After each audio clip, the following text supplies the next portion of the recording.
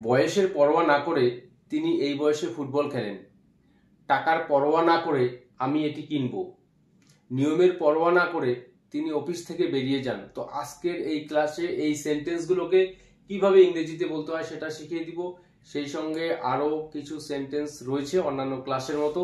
তো মনোযোগ সহকারে পুরো ক্লাসটি প্রথম থেকে শেষ পর্যন্ত দেখবে। আর ক্লাসটি যদি তোমাদের ভালো লেগে থাকে অবশ্যই ভিডিওটিতে লাইক, কমেন্ট ও শেয়ার করতে একদম ভুলবে না। তো যেই সেন্টেন্সগুলোর কথা বললাম শুরুতে, যে বয়সের পরোয়া না করে তিনি ফুটবল খেলেন, অর্থাৎ তার যে এতটা বয়স হয়েছে 60+, সেই বয়সে তোয়াক্কা না করে তিনি ফুটবল খেলেন। নিয়মের পরোয়া না করে তিনি অফিস থেকে বেরিয়ে যান, অর্থাৎ অফিসের কিছু নিয়ম রয়েছে যে যাওয়ার বা আসার, তো সেই নিয়মের তোয়াক্কা না করে তিনি বেরিয়ে যান। তো এই সেন্টেন্সগুলোকে এবার আমরা ইংরেজিতে বলতে শিখবো। তো বয়সের পরোয়া না করে তিনি ফুটবল খেলেন, এই সেন্টেন্সটাকে আমরা বলবো irrespective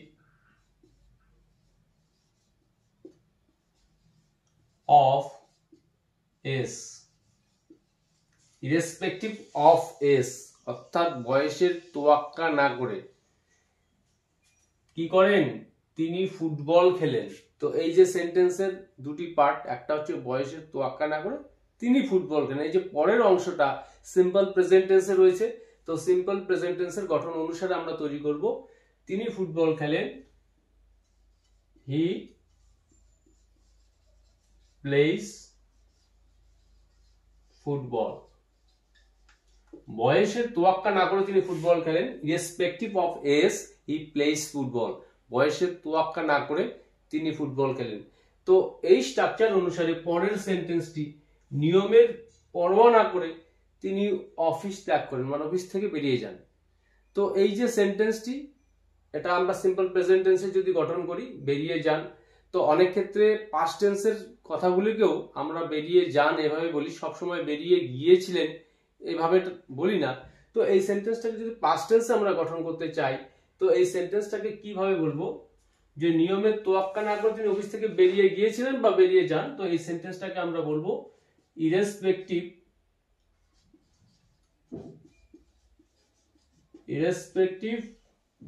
of rules he left the office।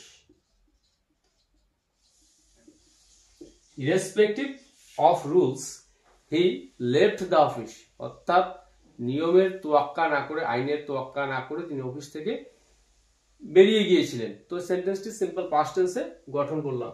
তো পরের সেন্টেন্সটি, টাকার পরোয়া না করে আমাকে এটা কিনতে হবে, মানে টাকার পরোয়া করলে চলবে না, টাকার পরোয়া না করে আমাকে এটা কিনতে হবে। তো এই সেন্টেন্সটাকে আমরা বলবো irrespective of money। আমাকে এটা কিনতে হবে, তো কিছু একটা করতে হবে, কিনতে হবে, যেতে হবে, খেতে হবে। এক্ষেত্রে আমরা হ্যাভ টু, হ্যাজ টুর ব্যবহার শিখেছি, তো এখানে তার ব্যবহারটা আমরা অ্যাপ্লাই করব। তো আমাকে কিনতে হবে, I have to buy this. irrespective of money I have to buy this। টাকার পরোয়া না করে আমাকে এটা কিনতে হবে। তো এইরকম তিনটি সেন্টেন্স আমি দেখালাম। তো এই জাতীয় প্রচুর সেন্টেন্স রয়েছে, আমরা প্রতিদিন বলে থাকি, সেই সেন্টেন্সগুলোকে তোমরা ইংরেজিতে বলার চেষ্টা করবে এই নিয়ম অনুসারে। তো এর পরের সেন্টেন্সটি লক্ষ্য করো, তারা তোমাকে খারাপভাবে অপমান করেছিল, বা খুব খারাপভাবে, তাকে খারাপভাবে মারা হয়েছে, অর্থাৎ প্রচন্ড ভাবে, খুব খারাপ ভাবে বা বিশ্রী ভাবে, বিভিন্ন ভাবে আমরা কথাটাকে বলে থাকি। তো এই সেন্টেন্সগুলোকে আমরা কিভাবে ইংরেজিতে বলবো, তাকে তোমাকে খারাপভাবে অপমান করা হয়েছিল, তারা তোমাকে খারাপভাবে অপমান করেছিল। তো এই যে সেন্টেন্সটি সিম্পল পাস্ট টেন্সে রয়েছে, তো এই সেন্টেন্সটাকে আমরা বলবো দে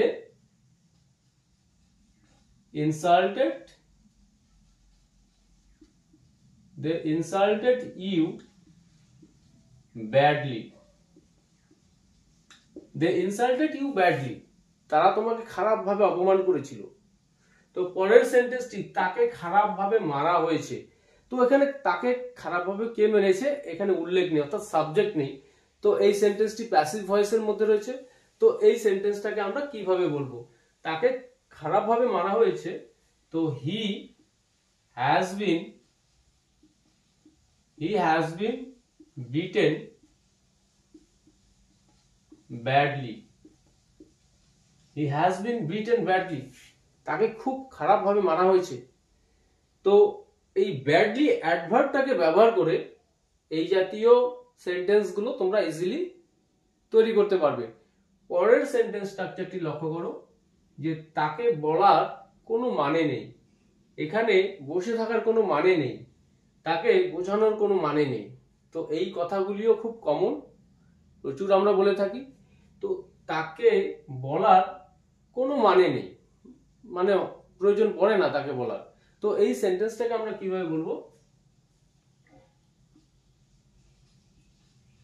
There is no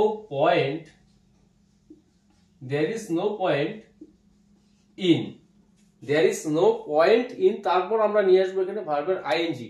তো এখানে ভার্ব আমাদের বলা, তো tell. So there is no point in telling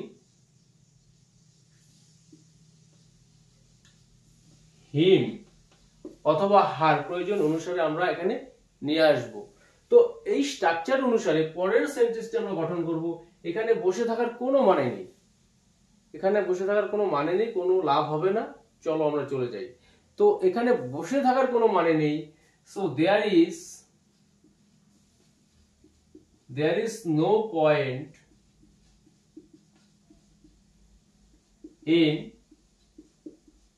sitting here। এখানে বসার বা বসে থাকার কোনো মানে নেই, there is no point in sitting here। তাহলে এই স্ট্রাকচার অনুসারে পরের সেন্টেন্সটি তাকে বোঝানোর কোনো মানে নেই, তাকে বোঝানোর কোনো মানে পড়ে না। তো এই সেন্টেন্সটাকে আমরা বলবো there is no point in, তারপর এখানে ভার্বের আইএনজি, যেহেতু বোঝানো ভার্ব মেক আন্ডারস্ট্যান্ড।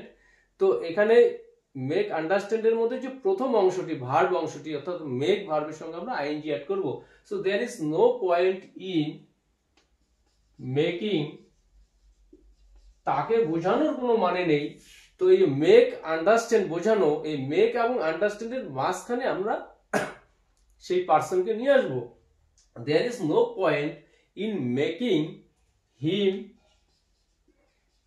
understand।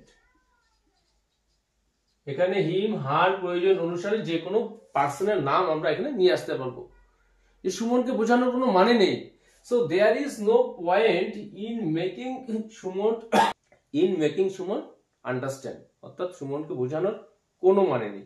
তাহলে এই সেন্টেন্সগুলো তৈরি করতে গেলে যেই সেন্টেন্স স্ট্রাকচারটা আমাদেরকে ফলো করতে হবে, শুরুতে there is no point in, তারপর আমরা ভার্বের আইএনজি অ্যাড করব। তো এই সেন্টেন্সগুলি পাস্ট টেন্সেও হতে পারে, তাকে বোঝানোর কোনো মানে ছিল না, সেখানে বসে থাকার কোনো মানে ছিল না, সেক্ষেত্রে আমাদের এই বি ভার্বটাকে জাস্ট আমাদের চেঞ্জ করে নিতে হবে, অর্থাৎ বি ভার্বের পাস্ট ফর্ম আমরা ব্যবহার করব।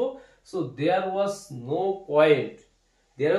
point in making him understand, তাকে বোঝানোর কোনো মানে ছিল না, তাকে বলার কোনো মানে ছিল না, সেক্ষেত্রে there was no point in telling him, তাকে বলার কোনো প্রয়োজন ছিল না, জাস্ট আমাদের বি ভার্বটাকে চেঞ্জ করে নিতে হবে। তো এই স্ট্রাকচারকে ফলো করে এই জাতীয় যত সেন্টেন্স রয়েছে তোমরা ইজিলি এবার বলতে পারবে, লিখতে পারবে, এটা আশা করি।